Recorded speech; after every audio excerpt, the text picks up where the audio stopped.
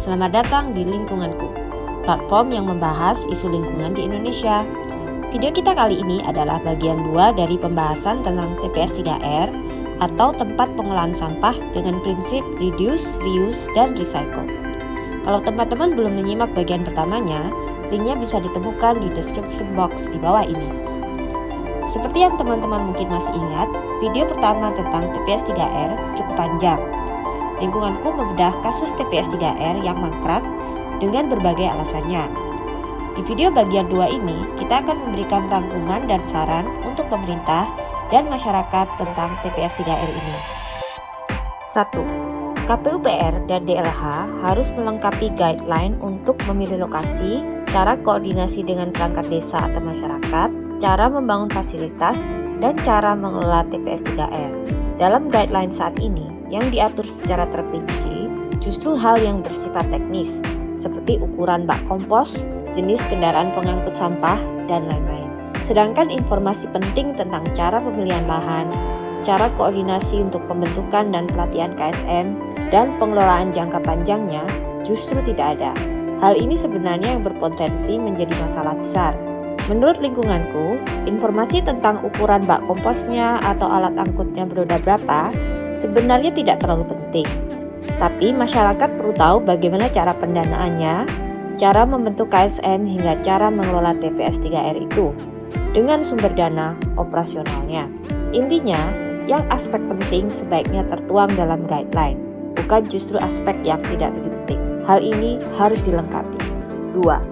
Guideline yang lengkap saja tidak cukup.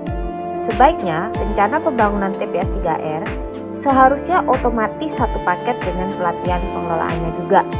Jadi tidak ada kejadian setelah fasilitas dibangun lalu ditinggalkan mangkrak begitu saja.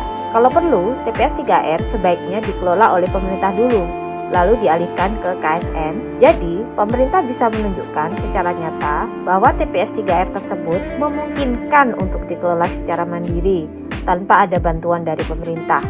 Harus ada masa percobaan yang diobservasi oleh calon KSM penerusnya. Hal ini untuk membuktikan ke masyarakat bahwa pengelolaan TPS 3R secara mandiri itu memungkinkan. Kalau DLH-nya saja tidak bisa menunjukkan kalau mengelola TPS 3R secara mandiri tersebut memungkinkan, maka warga juga ragu apakah mereka bisa.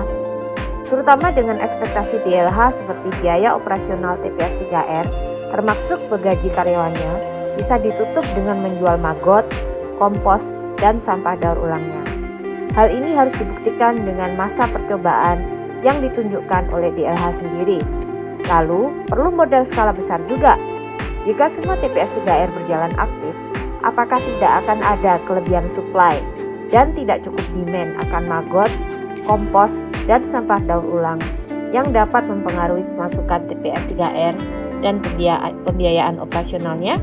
Dari sini kita tahu bahwa pelatihan dari DLH dan masa percobaan pengelolaan tersebut sangat penting untuk dilakukan. 3. Harus ada koordinasi antara DLH, pemerintah provinsi, pemerintah daerah, hingga perangkat desa dan warga tentang pembangunan dan pengelolaan TPS 3R sehingga ada rasa kepemilikan terhadap TPS 3R ini. Ada banyak kejadian di mana warga sendiri tidak tahu kalau TPS 3R dibangun di desanya.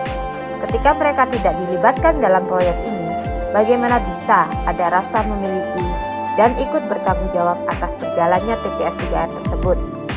Dari awal tidak dilibatkan, namun begitu selesai tiba-tiba diserahkan ke masyarakat untuk mengoperasikannya. Sebagai bangsa yang mementingkan asas gotong royong, kita harus lebih bekerja sama dengan baik. Koordinasi adalah salah satu bentuk kerjasama yang penting. Hal ini untuk menunjang keberhasilan program TPS 3R. 4. Harus ada feedback loop dari masyarakat ke pemerintah dan sebaliknya. Lingkunganku berusaha mengambil peran dalam hal ini. Keluhan yang ada di lapangan harus sampai ke telinga pemerintah.